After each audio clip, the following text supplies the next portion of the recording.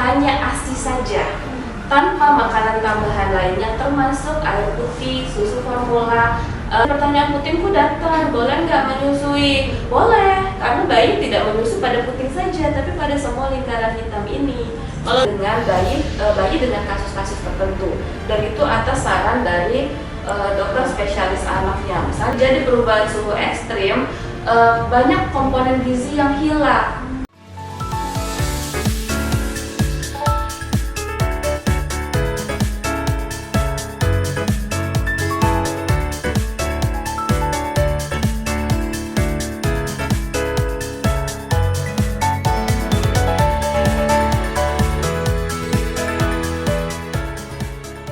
Assalamualaikum warahmatullahi wabarakatuh. Halo Sobat Sifa dimanapun berada, semoga dalam keadaan yang sehat dan berbahagia.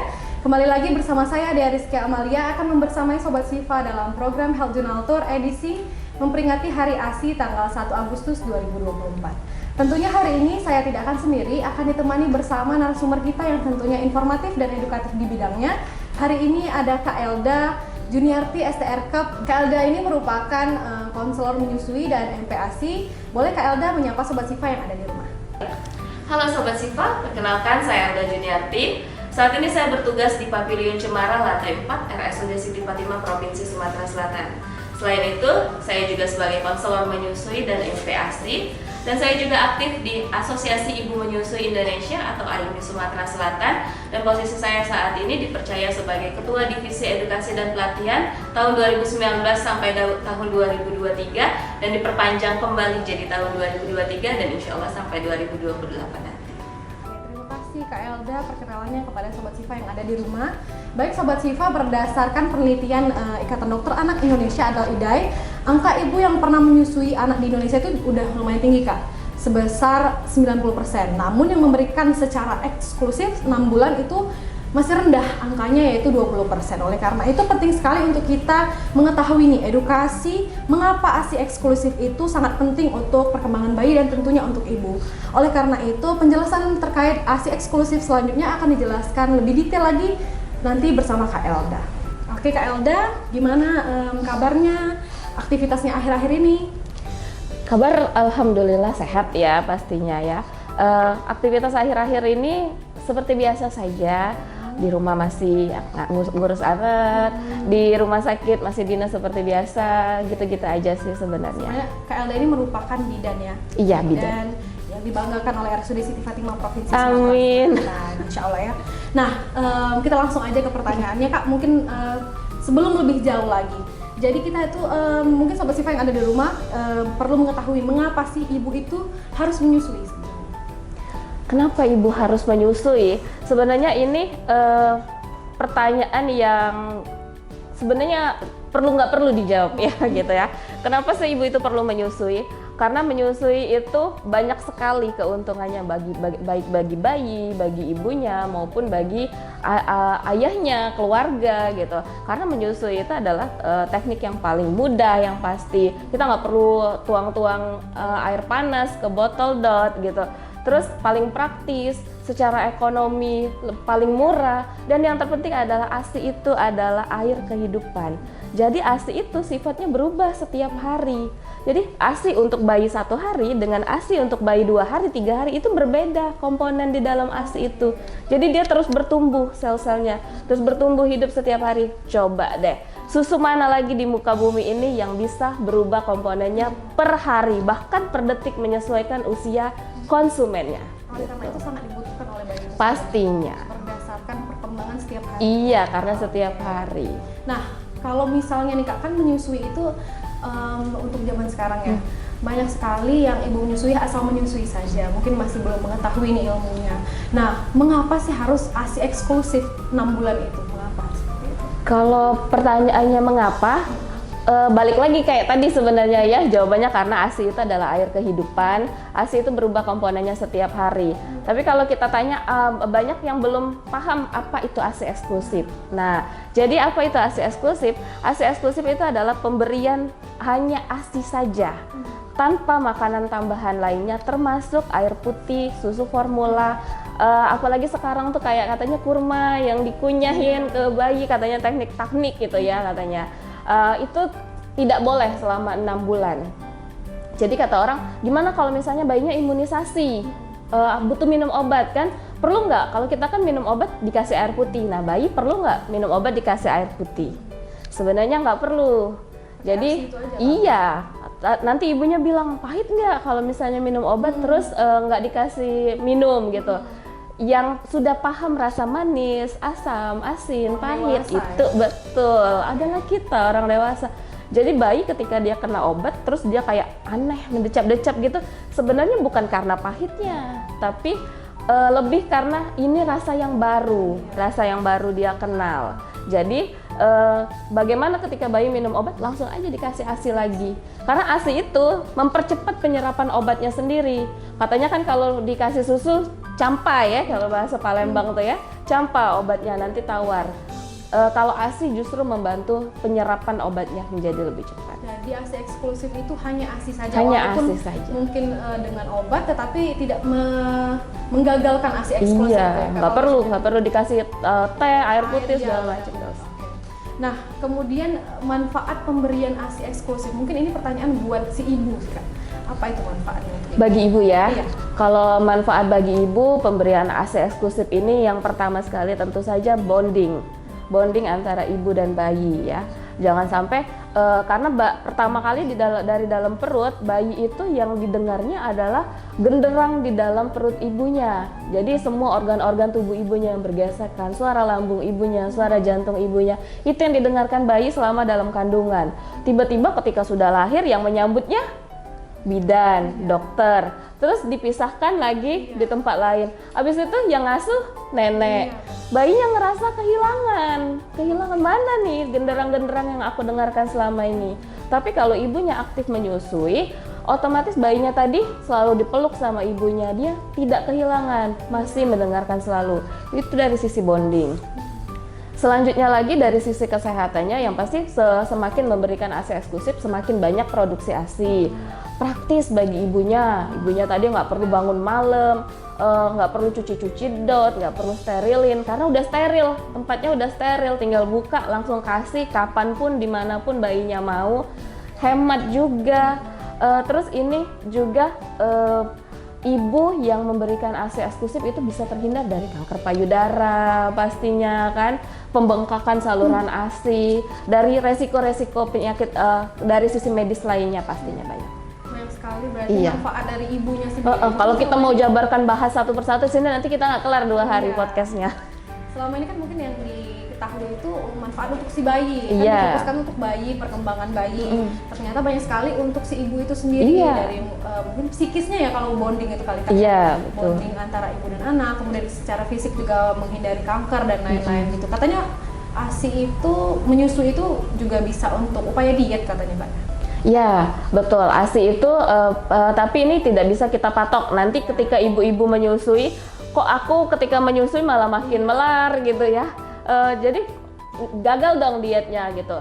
Pada beberapa manusia, pada beberapa ibu memang menyusui itu bisa menjadi cara diet yang ampuh. Terus juga bisa menjadi teknik KB. Jadi ya metode amenorelaktasi. Katanya kalau menyusui eksklusif selama 6 bulan tidak hamil insya Allah. Tapi ini juga kita in case ya gitu ya, tidak bisa dipatok rata karena betul. Karena hormon manusia beda-beda. Ada yang nanti yang bilang ya, Mbak Elda katanya kalau ASI eksklusif nggak hamil nih 6 bulan, ternyata aku 2 bulan udah hamil. Ternyata aku badannya melar. Ada ibu-ibu yang ketika menyusui dia happy, makan terus, bayinya lapar, ibunya ikut lapar, jadi dia makan terus, nggak apa-apa, dinikmatin aja gitu. Oke, banyak sekali berarti manfaat dari menyusui itu sendiri. Nah, kalau untuk cara nih Kak, bagaimana sih cara menyusui ASI eksklusif dengan tepat? Kalau menyusui ASI eksklusif yang tepat, sebenarnya mau eksklusif mau enggak cara menyusui sama ya.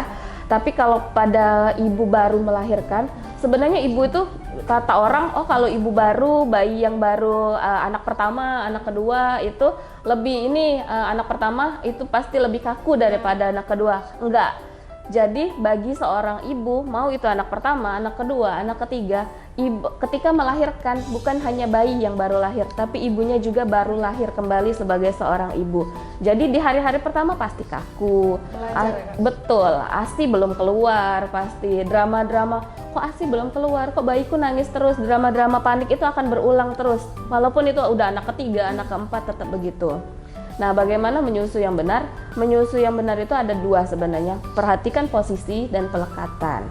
Nah, kebenaran kita bawa alat peraganya nih ya. Langsung diperagain aja kali. Iya. Ini bayinya. Nah, ini puting payudara ibunya ya. Jadi posisi dan pelekatan. Ketika posisi dan pelekatan yang perlu kita perhatikan adalah posisi dulu ya. Ketika posisi, pastikan badan bayi antara telinga dan bahu bayi ini satu garis lurus. Jadi biasanya lebih baik bayi itu dibuka bedongnya ketika menyusui. Jadi biasanya ini di bedong kaku, bayinya tangannya rapet, kakinya rapet. Kita nggak bisa lihat nih bayinya kemana ngadepnya. Jadi biasanya bayinya digendong begini, kepalanya yang miring kayak gini. Ya kan, kebanyakan menyusui begitu. Nah, kita praktekin nih, misalnya Dea, kakak suruh minum nyamping gini, kira-kira enak nggak? Nggak enak pasti, sama bayi juga begitu. Kepalanya doang yang disuruh miring gini, badannya lurus. Relax lah istilahnya. Iya, makanya kenapa kita harus telinga sama bahunya itu satu garis lurus, biar yang miring bukan cuma kepalanya, tapi juga sama badannya. Nah, makanya bedongnya tadi harapnya dibuka aja biar kelihatan. Jadi yang pertama telinga dan bahu itu satu garis lurus, terus ketemu. Jadi kepala bayi di sini, tidak terlalu tinggi, jangan juga di sini, jangan bertepatan di siku. Kalau bertepatan di siku, ini ibu-ibunya bisa dijadiin momen aji mumpung nih. Jadi bayinya dikepit di siku gini, ibunya sambil main HP. Iya kan, bener kan? Jadi ibunya sambil main HP, padahal ini membuat bayinya tidak nyaman. Jadi letakkan di sepertiga pergelangan atas gini. Jadi di sini kepalanya, telinganya satu garis lurus sama bahu, perut bayi bertemu dengan perut ibu. Nah, jadi kalau dia nggak pakai bedong tadi, dia bisa perut bayi ketemu perut ibu, tangan ibu yang ini menopang bokong bayi. Nah, ini namanya posisi. Kalau sudah kita pastikan posisinya betul seperti ini, baru kita lanjut ke pelekatan namanya ya. Nah, pelekatan itu bagaimana? Pelekatan itu ada, kita bisa singkat dengan CALM kalau mau gampang mengingatnya. Calm ya, CALM. C itu chin, dagu bayi. Dagu bayi harus menempel ke payudara ibu. Jadi dagunya yang nempel. Nah, kalau seandainya posisinya tadi gini, ibunya sambil main HP gini, yang nempel apa? Jidatnya.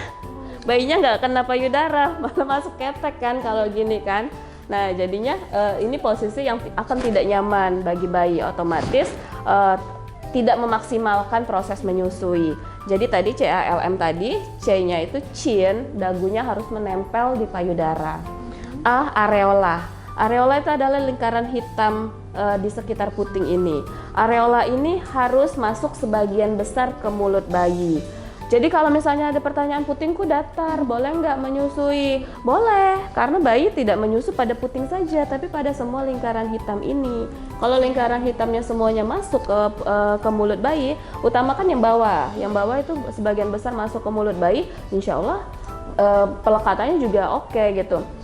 Terus juga kenapa sih ibu-ibu banyak yang mengeluh puting lecet?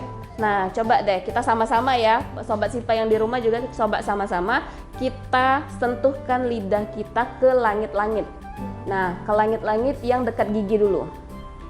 Apa rasanya? Kasar atau halus? Kasar atau halus, Dea? Kasar. Coba kita sentuhkan ke langit-langit yang dekat tenggorokan. Halus atau kasar? Halus. Nah, kenapa puting lecet? Katanya digigit bayi. Emang bayinya ada gigi? Benar. Iya kan? Nggak bakal ada gigi. Bayinya belum ada gigi dan nggak bakal luka kalau digigit bayi. Dan bayi belum bisa menggigit. Kenapa puting lecet? Karena areola tidak masuk sempurna. Jadi areolanya tadi hanya menyentuh ke langit-langit yang dekat gusi, yang dekat bagian depan. Jadi kasar. lecetnya itu gesekan antara puting ke langit-langit yang kasar tadi, jadi luka putingnya. Tekniknya itu Iya, penting jadi sekali. jadi areolanya harus masuk semuanya. Jadi dia menyentuh ke langit-langit yang bagian dalam tadi. Terus ada 2 lagi ya, L sama M. L-nya itu lips, bibir bayi itu harus doer. Jadi terbuka, terbuka semuanya. Bibir atas melipat ke atas, bibir bawah melipat ke bawah. Benar-benar ngelipat ke atas. Jadi kalau bibir bayinya, suka kan kalau misalnya bayinya menyusuh, ternyata bibirnya masih masuk ke dalam. Kita bantu benerin. Karena nggak maksimal juga nanti. Terus M-nya tadi mouth, mulut bayinya. Nah, mulut bayinya tuh harus terbuka lebar. Benar-benar harus terbuka lebar, biar dia bisa menangkup areolanya ini, gitu.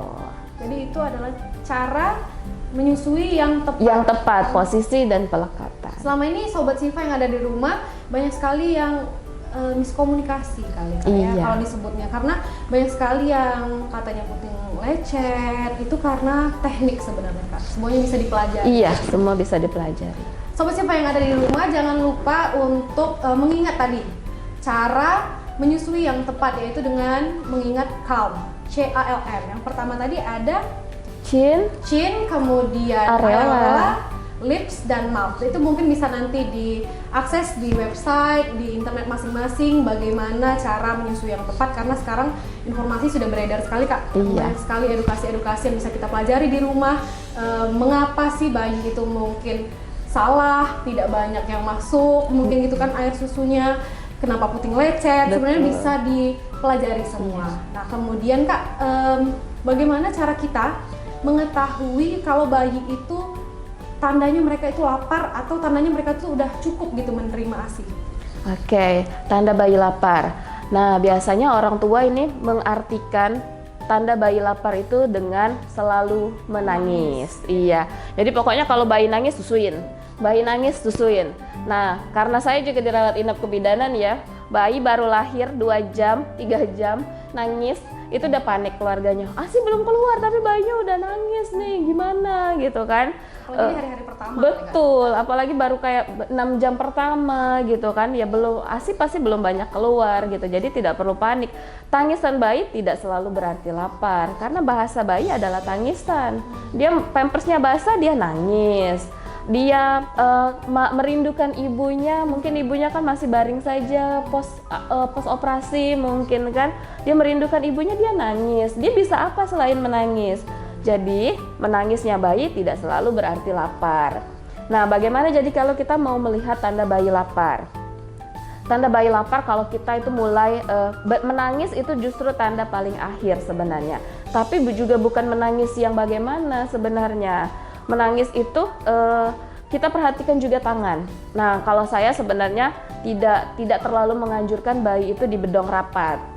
Karena selain kita membatasi gerak bayi, kita juga sulitan melihat bayi kondisinya lapar atau dia masih kenyang gitu. Sebaiknya bayi diletakkan, jangan juga terpisah, jangan di box bayi, sebaiknya dia di satu bed yang sama dengan ibunya. Jadi ibunya bisa merasakan bagaimana kapan bayinya lapar gitu. Jadi untuk melihat tanda bayi lapar, dia mulai gelisah. Dia mulai menggerak-gerakkan badannya. Dia mulai gerak-gerak dulu. Noleh kiri, noleh kanan, mulai gerak-gerak. Itu udah mulai lapar sebenarnya, tanda bayi lapar. Terus juga dia mulai, kalau misalnya bayi yang udah lebih gede ya, bukan yang bayi 6 jam pertama, 1 hari pertama. Kalau bayi yang udah lebih gede, dia udah ada rintihan, rengekan.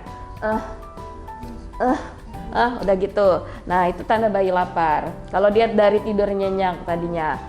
Terus dilihat juga tapi berapa jam. Kalau misalnya kita habis menyusui terus bayinya diletakkan tapi bayinya masih nangis, masih rewel begitu, coba dicek celananya, coba dicek bajunya, mungkin basah karena belum tentu juga artinya lapar.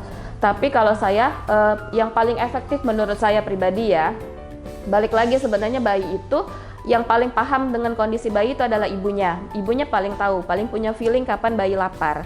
Nah, tapi kalau saya pribadi itu melihatnya dari telapak tangan bayi.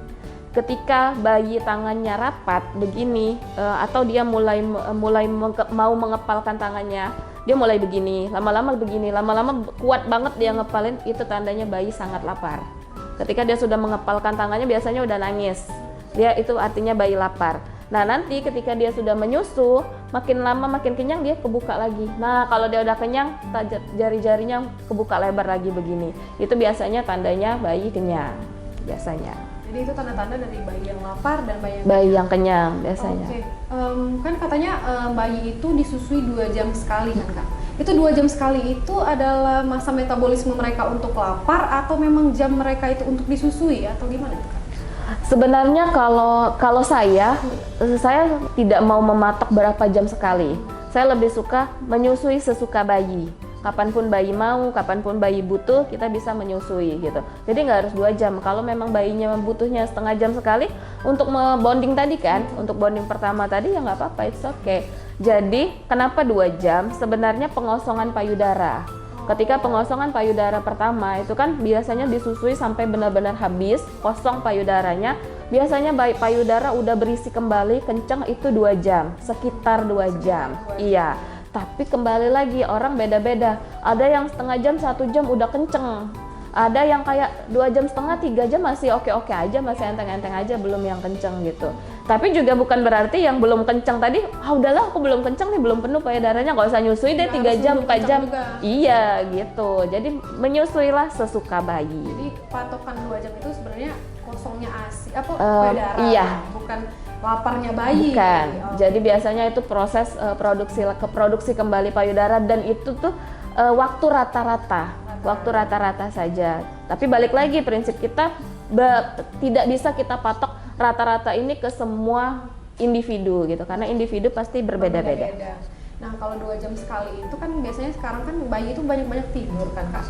Nah, kalau patokannya 2 jam tadi itu memang harus dibangunin atau dibiarin tidur aja gitu atau gimana? Nah, kalau ini preferensi ya. Ada orang yang memang untuk menjaga produksi ASI mereka rutin bangunin bayi, malam-malam dibangunin, ada yang begitu.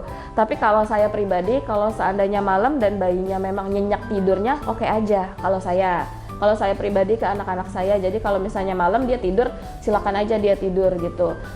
Itu juga untuk melatih pola tidur bayi. Jadi biar dia tidur malamnya dia tidur, terus siangnya kita ASI, kita main gitu, dia capek main, ASI lagi, main lagi, ASI lagi. Jadi dia malam full tidur aja. Karena juga hormon pertumbuhan itu katanya berkembangnya di malam hari. Jadi kalau saya menyusui di malam hari itu hanya ketika bayi bangun, bukan ketika saya bangunin bayi gitu. Kalau saya itu 2 faktor yang sangat penting buat bayi. Bayi pertama menyusui, kemudian tidur itu kan katanya metabolismenya tumbuh di saat melatih pola tidur bayi juga. Tapi balik lagi ada ibu yang khawatir, wah nanti besok ditinggal kerja nih bayinya belum cukup ASI gitu. Ya nggak apa-apa juga gitu kalau mau bangunin, kalau ibunya rajin mau bangunin per 2 jam bayinya nggak apa-apa juga. Iya, kalau ibunya nyaman-nyaman aja dengan begitu. Sesuai dengan preferensi masing-masing. Iya. Nah kemudian Kak, ini mungkin banyak sekali ya kendala dalam menyusui, terutama untuk ASI eksklusif. Apa aja nih Kak kendala-kendala yang umum terjadi? Kendala yang umum terjadi banget ya, biasanya itu adalah kepanikan. Kepanikan ASI kok belum keluar di hari-hari pertama. Iya, itu kalau saya lihat di lapangan ya, kepanikan ini. Tapi sebenarnya setiap kendala itu bisa kita runut, bisa kita tarik benang merah. Jadi misalnya kenapa nih ibunya ASI-nya belum keluar? Udah berapa sering menyusui bayinya gitu. Seberapa tahu ibunya tentang menyusui. Nah, biasanya kendala-kendala ini sebagian besar terjadi karena ibunya belum teredukasi dengan baik tentang ASI eksklusif, tentang proses menyusui ini. Jadi masih ada keraguan, apakah saya bisa menyusui, apakah ASI saya cukup bagi bayi, apakah ASI saya apakah normal pada hari pertama ASI tidak keluar. Nah, banyak apakah ini. Apakah itu muncul karena balik lagi ibunya belum teredukasi dengan benar. Jadi sebenarnya edukasi menyusui ini harusnya diberikan kepada setiap wanita, bukan cuma setiap ibu ya. Jadi setiap wanita walaupun masih single, walaupun masih dalam persiapan pernikahan, sebaiknya belajar tentang menyusui gitu.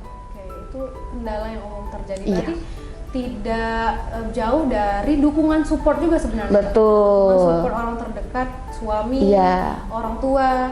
Kadang kan orang tua memaksa juga Kak, belum keluar asinya aja kasih susu aja. Iya, gitu betul. kan. Itu juga berarti harus kita stop atau kita turutin atau gimana Kak? Nah. Menyikapinya. Iya, itu dilema ya, apalagi kalau ibu baru, ibu muda, tinggal di rumah mertua. Mertuanya biasanya nakes lagi gitu kan. Biasanya gitu, mau nolak nggak enak, mau nurutin tapi hati berontak gitu kan. Nah balik lagi, kalau saya bilang edukasi diri, berdayakan diri. Kalau kita sudah punya ilmunya, pasti akan lebih percaya diri. Cara nyampeinnya juga pasti lebih oke. Kenapa kita ragu menyampaikan ke mertua? Karena nanti mertua akan jawab, aduh mama lebih pengalaman dari kamu gitu, aduh kamu mah baru. Tapi kalau kita sudah punya ilmunya, kita bisa bilang, aku kemarin ikut seminar ini, aku kemarin diedukasi sama bidan ini. Kata bidan ini kita juga bisa menyampaikannya dengan cara yang baik dan benar gitu. Jadi kan mertua juga, oh begitu, nggak kita jadi kayak nggak ngomong kosong ya, kayak yang pokoknya ASI mah yang terbaik. Ya pokoknya ASI yang terbaik, mertua juga tahu ASI yang terbaik. Tapi kalau ASInya nggak keluar gimana? Itu kan masalahnya. Nah, kalau kita sudah teredukasi dengan baik, kita bisa menyampaikan dengan mertua, dengan orang tua, Ma, di hari-hari pertama, ASI itu memang belum akan banyak keluar karena lambung bayi juga masih sebesar kelereng. Jadi bayi belum butuh asupan yang banyak, Ma. Kemarin aku ikut seminar edukasi menyusui itu sama konselor menyusui Kak Elda. Itu kata Kak Elda, 2-3 tetes ASI yang keluar itu cukup untuk memenuhi 1 kali bayi minum gitu. Jadi nggak perlu ASI yang mengucur deras kayak air mancur gitu mah. Nah begitu kalau kita sudah teredukasi dengan baik gitu. Itu iya. juga salah satu untuk membuat kita itu lebih tenang kan? Iya, kita lebih tenang, lebih percaya diri. Orang tua juga jadi lebih percaya dengan penyampaian kita. Apalagi suami gitu kan. Iya. Nah, kalau support dari suami itu yang dibutuhkan oleh ibu itu yang gimana sebenarnya? Support dari suami ya. Kalau support dari suami kan karena hormon menyusui itu ada 2, hormon oksitosin dan hormon prolaktin.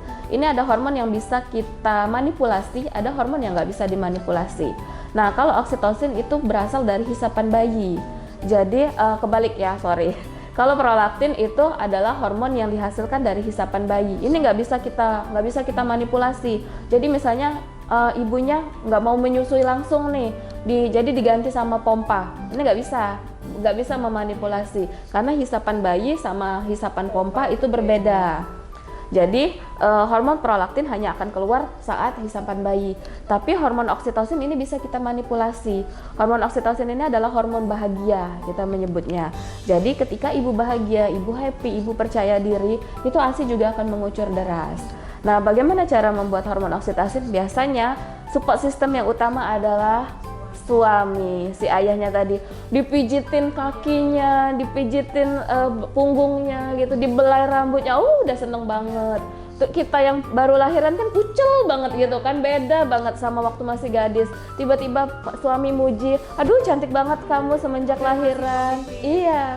Terus ngelihat bayinya, aduh ganteng banget kayak mama, mirip mama semua deh. Aduh hidungnya mancung kayak mama, padahal mamanya pesek sebenarnya kan gitu. Pokoknya dipuji-puji aja dulu. Jadi ibunya ngerasa mendapat dukungan. Terus ketika ibunya menyusui diapresiasi, wah dek kamu bertumbuh besar ini karena perjuangan mama menyusui. Kamu nantinya jadi anak yang pinter. Ini karena mamamu yang berjuang menyusui. Ih, luar biasa ya mamanya. Hanya dari pujian gitu, ibunya udah happy, hormon oksitosin mengalir deras. Apalagi kalau di check outin keranjang kuning ya, yang puisinya tuh udah 99 plus semua kan pasti kan ya, ibu-ibu tuh rata-rata. Mungkin dianterin makanan, dibeliin makanan kesukaan. Betul, iya banyak lagi caranya ya. Nah tadi itu adalah pentingnya support dari orang terdekat, khususnya suami dan keluarga. Nah kalau untuk melancarkan nih Kak, ada tipsnya nggak sih melancarkan ASI itu sendiri?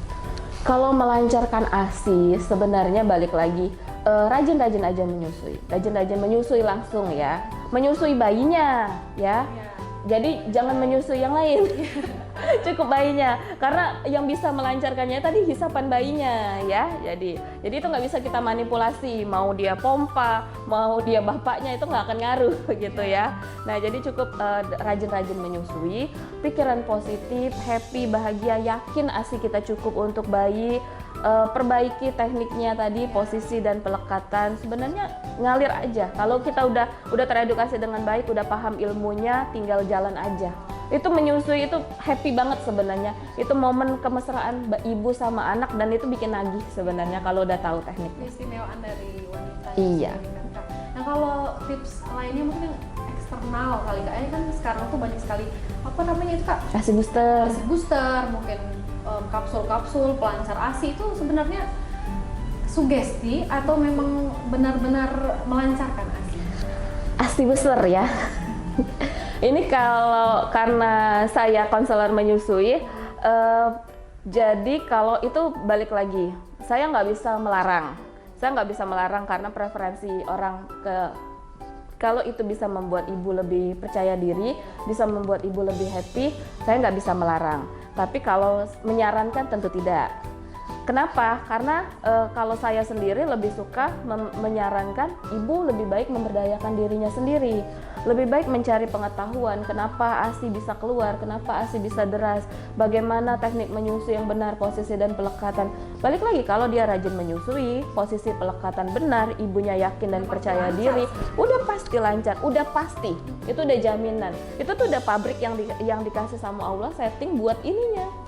Sudah satu paket, kayak kunci sama gembok, udah satu perangkat, nggak mungkin ketuker lagi kalau udah gitu. Jadi faktor-faktor dari luar itu kayak makanan, kata orang makan katu, makan sayur-sayuran. Kalau ibunya suka oke. Tapi ada orang yang benar-benar nggak mau makan sayuran, dipaksain malah stres. Nah malah menurunkan produksi ASI malah jadinya. Terus kata orang jangan makan es krim, nanti bayinya demam. Kalau ibunya memang suka makan es krim, makan aja. Tapi balik lagi, jangan sesuatu yang berlebihan, tentunya tidak baik. Iya. Apalagi kalau es krimnya kan kebanyakan gula gitu kan. Malah nanti efeknya yang lain. Iya. Kan? Jadi sesuka hati sebenarnya Kak. Sesuka hati aja. Ibunya, kalau Sesuka ibunya bayinya, happy, sesuka ibunya. kalau ibunya happy, insya Allah ASINya juga lancar. Iya. Yang terpenting, Yakin. sobat Siva yang ada di rumah yakin dan tahu teknik dari menyusui itu Betul. sendiri. Kalau misalnya kita makan banyak yang bergizi, mungkin sayur-sayur dan apa tadi Kak? ASI booster. Iya.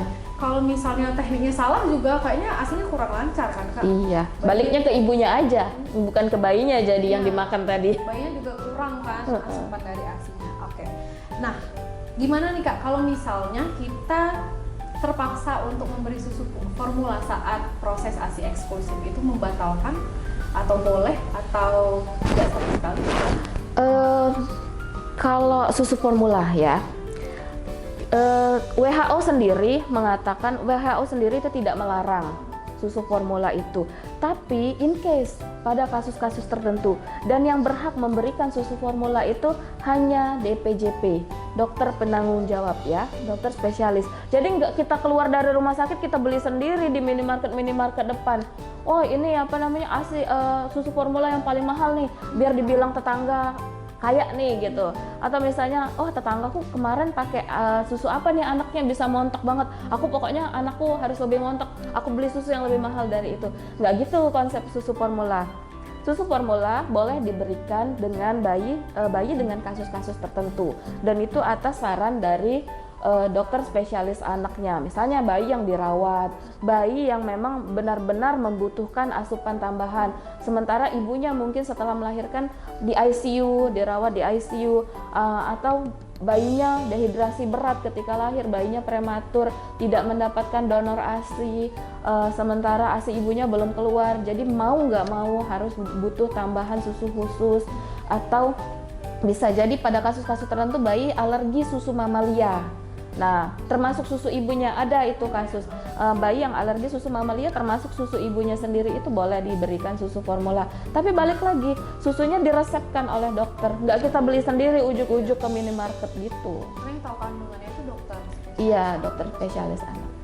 Jadi boleh Namun ada pengecualian, ada syaratnya kan? Iya, saya nggak bilang boleh ya, tapi in case kasus-kasus tertentu gitu. Nah, kalau pada bayi sehat, bayi yang rawat gabung, yang boleh pulang bareng ibunya, tentunya tidak boleh. Bagaimana Kak tadi kan, kalau sudah dikasih susu formula, apakah membatalkan ASI eksklusif? Jelas membatalkan. Air putih aja dikasih setetes saja batal nih ASI eksklusifnya gitu sebenarnya kan. Sayang banget sebenarnya. Selanjutnya ini Kak, banyak sekali di case ibu-ibu yang bekerja, banyak sekali yang pumping dan menggunakan ASI perah sendiri ya. Nah itu bagaimana cara kita menyimpan dan menyajikannya? Oke, saya sebenarnya apresiasi ya untuk ibu-ibu sekarang yang udah bekerja, tapi masih nyempetin pumping. Ini udah makin banyak bukti bahwa banyak ibu-ibu yang sudah teredukasi tentang menyusui ini, pentingnya menyusui. Apresiasi untuk seluruh ibu di dunia ya. Iya. Jadi tapi ada juga yang harus saya sikapi dari ibu-ibu, fenomena ibu-ibu bekerja yang pumping. Nah, sebelum kita masuk ke bagaimana cara menyimpan dan penyajiannya, banyak ibu-ibu yang bekerja, cuti kan, setelah melahirkan ada cuti. Ada yang 2 bulan, ada yang 3 bulan cuti gitu kan. Nah, selama cuti, bayinya baru umur 1 minggu, ibunya sudah pumping. Ya kan? Ibunya sudah pumping. Sewa, betul, sewa freezer, ada yang sampai 3 freezer, terus di foto-foto di sosmed, wah ASIku banyak nih, melimpah ruah. Nah, itu bagaimana fenomena itu? Sebetulnya fenomena seperti itu tidak perlu ya. Fenomena seperti itu tidak perlu, karena paling banyak berapa sih bayi nyusu dalam sehari? Iya, kebutuhan bayi ketika ditinggalkan nanti, ini ibunya mau kemana? 3 freezer full gitu, ibunya mau keluar angkasa ninggalin bayinya sampai harus nyiapin stok sebanyak gitu kan. Nah, itu sebenarnya tidak perlu. Jadi ibu-ibu nanti ngelihat postingan temen, wah temenku udah 3 freezer, aku harus kalahin 5 freezer, aku harus gitu kan. Nanti akhirnya kompetitif, jiwa kompetitifnya keluar, kok ASIku nggak sebanyak dia, malah jadi stres. Apa aku gagal menyusui ya? Apa aku gagal pumpingnya? Nanti ketika aku kerja, bayiku nggak akan dapat asupan yang terbaik nih. Itu pertama. Itu akan menurunkan kepercayaan diri ibu sendiri. Udah 3 freezer masih nggak percaya diri kalau dia masih mampu menyusui, gitu kan? Nah itu hal yang satu. Kedua, ASI yang bayi dari 1 minggu dia udah pumping tadi, ketika bayinya mau ditinggalin kerja kan bayinya 3 bulan. Kan tadi aku bilang di awal, ASI itu berubah sesuai kebutuhan setiap hari. Kalau zaman dulu ASI itu first in first out gitu. Jadi yang mana yang masuk kulkas duluan itu yang dikeluarin pertama duluan. Kalau sekarang enggak, yang mana yang paling terakhir masuk kulkas itu yang keluar paling duluan sekali. Jadi misalnya ibu pumping jam 7 pumping, jam 8 pumping, jam 9 pumping. Mana yang harus diberikan terlebih dahulu ke bayinya? Yang jam 9. Nah, kalau dulu yang jam 7. Kenapa? Kalau sekarang yang jam 9. Kenapa? Yang paling fresh, yang paling terakhir dipompa, itu yang harus diberikan ke bayinya. Nah, kalau diberikannya begitu, artinya kan dia misalnya anaknya ditinggal hari ini, yang pompahan kemarin cukup dong. Jadi nggak perlu yang pompahan 2 bulan lalu, yang ketika bayinya masih umur sebulan, udah nggak mencukupi untuk bayinya ketika 3 bulan. Kadar betul, komponen di dalam ASINya sudah beda. Itu komponen kalau kita bilang secara ASI fresh, apalagi kalau sudah masuk freezer, akan ada penurunan komponen-komponen ASI gitu. Nah, balik ke pertanyaan bagaimana cara menyimpan dan menyajikannya. Banyak ibu-ibu ketika mompa, ketika pumping, bawa ice bag nih di tempat kerja, langsung masuk ice bag. Atau ada kulkas di tempat kerja, habis mompa langsung masuk kulkas. Betul? Iya. Nah, jadi itu adalah satu hal yang harus kita luruskan juga. Jadi ketika kita pompa, rasanya, nah ibu-ibu yang di sini yang di belakang kamera, gimana rasanya ketika ASI yang baru keluar? Suhunya hangat. Jadi ASI yang baru keluar itu suhunya hangat. Kalau dia kita langsung masukin kulkas, apalagi langsung masukin freezer, terjadi perubahan suhu kejut. Nah, ketika terjadi perubahan suhu ekstrim, banyak komponen gizi yang hilang. Jadi, bagaimana cara menyimpan yang tepat? Menyimpan yang tepat adalah ketika pompa, diamkan dulu di suhu ruang. Diamkan dulu di suhu ruang sampai dia stabil sama dengan suhu ruang. Kalau suhu ruangnya AC, dia bisa menyesuaikan dulu dengan AC, udah kayak dingin-dingin, baru masukin kulkas bawah. kulkas bawah, nggak langsung ujuk-ujuk ke freezer gitu. Kulkas bawah dulu. Kalau dia udah di kulkas bawah, udah dingin, udah kayak mau beku, boleh dinaikin ke freezer. Nah, berapa lama sih di kulkas bawah ini? Di kulkas bawah ini kalau saya baca terakhir kali, itu tahan sampai 8 hari di kulkas bawah. Jadi kalau saya sendiri, itu nggak pernah sempet naik ke freezer asli. Jadi ketika di kulkas bawah, 5 hari, paling lama itu 5 hari ternyata udah habis gitu. Ternyata udah habis, itu stok yang 5 hari lalu itu udah mentok-mentok banget gitu. Kan pumping lagi kan, kita pumping lagi ternyata oh ini stok yang 5 hari lalu. Jadi nggak pernah nyampe 8 hari, nggak pernah nyampe pindah freezer gitu. Sesuai kebutuhan aja sih. Iya, jadi sesuai kebutuhan aja. Luber-luber, Nah, nggak gitu. harus banyak-banyak gitu. Iya, itu cara penyimpanan. Cara pemberian sama. Jadi cara penyajiannya sama, balik lagi. Jadi ketika dari freezer, misalnya udah kadung nih di freezer duluan. Dari freezer jangan langsung direndam air anget. Biasanya kan ibu-ibu langsung direndam air anget nih gitu, langsung taruh di dot. Enggak. Jadi ya, kalau misalnya besok kita mau tinggalin bayi, sementara asinya masih di freezer nih, masih beku. Turunin dulu malam itu. Turunin dulu ke kulkas bawah. Nanti dia mencair semalaman itu. Nah, ketika dia sudah mencair, kita mau berangkat kerja paginya, pindahin ke meja makan. Jadi nggak perlu direndam-rendam air anget lagi, pindahin ke meja makan, nanti dia berubah suhu ruang. Kalau bayinya, ini preference bayi, ketika bayinya, kalau misalnya bayinya suka ASI hangat, boleh direndam air hangat. Tapi ketika bayinya oke dengan suhu ruang, udah langsung oke aja, kasih dengan suhu ruang. Terus media pemberian ASI ya, jangan sampai dot ya. Pokoknya itu jangan sampai dot, karena dot itu akan menyebabkan masalah baru lagi nanti. Jadi yang bagusnya kayak apa, Kak? Jadi Langsung gitu. iya, jadi media pemberian ASI itu banyak ya, bisa dikasih pakai dot, pipet tetes, pakai spet, suntikan itu yang dibuang jarumnya, itu bisa dikasih banyak. Nah, kita nih sering kali underestimate bayi. Kadang-kadang kita pas ninggalin bayi umur 3 bulan, kita kira dia belum bisa ngisep pakai pipet. Ternyata bisa. Banyak bayi yang 3 bulan, 4 bulan dia bisa menghisap pakai pipet sendiri. Jadi nggak perlu kan dia dimanjakan dengan dot. Kenapa? Karena misalnya ibu-ibu ngomong, "Kak, aku beli dot yang paling mirip sama payudara." Bayi semakin mirip dot sama payudara, semakin bingung membedakan mana yang asli, mana yang palsu. Semakin mahal, semakin mirip, semakin bayi bingung. Oke, yang terakhir Kak Elda bisa memberikan pesan kepada Sobat Sifa yang ada di rumah. Oke, untuk Sobat Sifa dimanapun berada, menyusui adalah proses alamiah yang setiap perempuan dimanapun berada pasti bisa melakukannya. Kuncinya hanya pada kepercayaan diri, edukasi diri, cari pengetahuan sebanyak-banyaknya, dukung diri sendiri, karena kebahagiaan itu kita yang ciptakan, keyakinan itu kita yang ciptakan. Jadilah ibu berdaya untuk anakmu yang akan berjaya.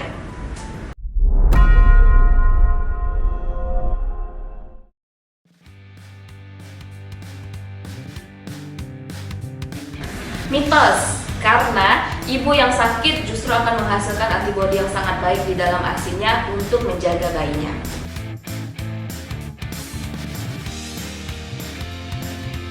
Mitos, karena bayi yang sakit sementara ibunya yang minum obat, hanya sekecil sekali partikel obat itu yang masuk ke dalam ASINya, jadi tidak akan bisa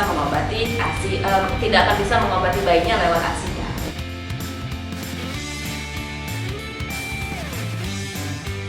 Mitos, sudah kita jelaskan di awal tadi.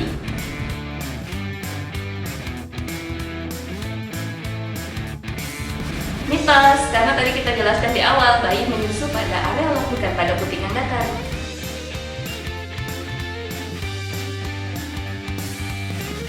Fakta, karena seperti yang sudah saya bilang tadi, semakin mirip puting dengan puting palsu dengan puting aslinya, semakin bayi bingung membedakan yang mana yang asli.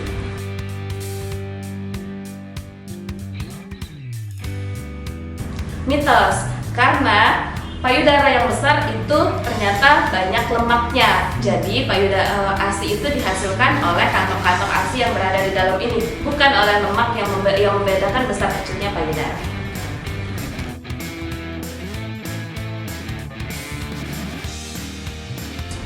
Mitos, ibu menyusui boleh makan pedas, karena pedas itu tidak selalu masuk ke dalam ASINya, dan yang penting ibunya nyaman dan pedasnya tidak terlalu.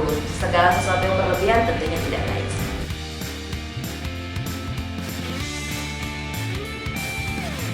Mitos, ASI pertama yang bentuknya seperti getah itu adalah kolostrum yang justru harus segera diberikan kepada bayi.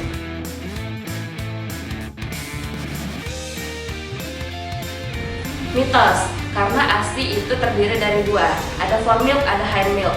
Formilk adalah ASI yang encer yang kaya sekali dengan vitamin, sementara hindmilk adalah ASI belakangan yang tampak lebih kental dan berisi banyak lemak. Jadi dua ASI itu, formilk dan hindmilk dua-duanya bagus untuk bayi.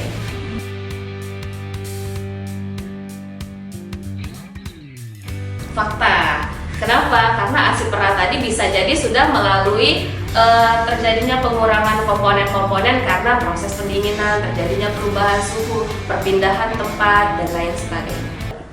Baik Sobat Sifa, itu tadi obrolan yang sangat menarik sekali, yang edukatif dan informatif yang sudah disampaikan oleh Kak Elda. Kemudian Sobat Sifa, kita mengetahui bahwa banyak sekali manfaat dari ASI eksklusif untuk perkembangan bayi, kemudian manfaat dari menyusui untuk ibu itu sendiri.